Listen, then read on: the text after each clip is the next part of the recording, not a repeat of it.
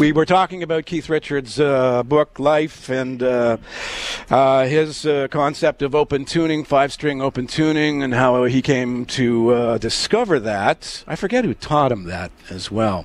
And you were talking about Paul Schaefer's book. Now, tell me once again, you were filming what? PBS special? We got asked to do Bachman and Turner PBS special. Yes. The first one in 3D. We did it last Tuesday at the Roseland Ballroom, which is the old, great ballroom in downtown New York City, about a block from the Ed Sullivan Theater. Gorgeous ballroom. It was absolutely, it was the highlight of our life. Yeah? Really. And we didn't see it, because we were on stage, but the people who were in the truck, this truck is like $250,000 a day to rent this truck. The most beautiful truck you've ever seen, with these screens and 12 cameras shooting in high def and 3D. So it'll be one of the first 3D DVDs and HD DVDs out there. So I got the sound to mix now, first in mono for some who don't have the TV sets, then stereo for the HD, and then surround sound for the 3D. 3D TV. And my wife and manager were able to go in the truck and saw it 3D and said, 3D is better than seeing us live. I guess because of the lighting and everything. And it's one of these amazing things. You've got to see it to believe it. Wow. Jeez. So we had a lot of other technicians and producers and people flying there, because there's this argument now over which 3D is going to be the one. But when PBS took this plunge with this show, with us, and now they're doing Josh Groban and a Christmas special for Jessica Simpson. That's all being done with the same 3D truck. They're taking the way so people know what kind of set to get and what kind of glasses to get in the transmission, all that stuff.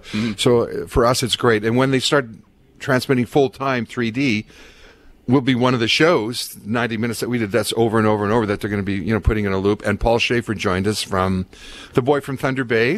Came over from Letterman and joined us for our encore, which was the first song he learned on piano, like rock and roll, shaking all over. Really? Yeah, he loved it. He used to come and see us all the time. We played there with the Guess Who, and that was my connection to Paul Schaefer.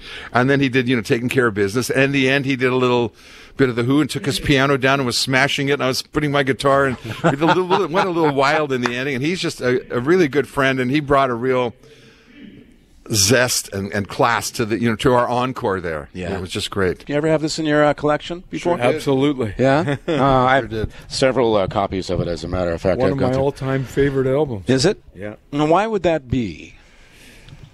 I don't know. Good songs. They just really caught it. I think they did too. Yeah, they just really caught it. The end of 1969, Decca Records. In Keith's book, he was talking about the manager, Mr. Klein, who had ripped them off majorly over the years, having the publishing rights to a lot of these, if not all of them, as a matter of fact. In any case, great bass riff. I like it, from Billy. Or was that Billy playing on that album? Tough to say. You'd have to dig into the background. I don't know. Rolling Stones, safe to say, pretty favorite. By the way, Keith Richards didn't invent G tuning. I didn't say that, did I? Yes, you did. No, I didn't. I said open tuning. He was open tuning. That's when you play slide guitar.